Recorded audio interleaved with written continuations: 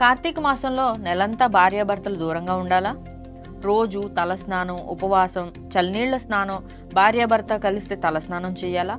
ఇలాంటి డౌట్స్ అన్ని ఈ వీడియోలో చూద్దాం. తలస్నానం రోజు చేయనక్కర్లేదు. కొన్ని ప్రత్యేక తిథుల్లో అంటే ఏకాదశి, ద్వాదశి, పౌర్ణమి, కార్తీక సోమవారాల్లో తలస్నానం చేస్తే సరిపోతుంది. ఉపవాసం కూడా మీరు నియమంగా పెట్టుకున్న రోజుల్లో ఉంటే సరిపోతుంది. మీరు కార్తీక మాసంలో ఏ రోజు చేయాలనుకుంటున్నారో ఆ రోజుల్లో ఉంటే సరిపోతుంది. యూట్యూబ్లో, టీవీల్లో చెప్తున్నారు కదా అని చెయ్యొద్దు. మీ ఆరోగ్యం కూడా చాలా ముఖ్యం.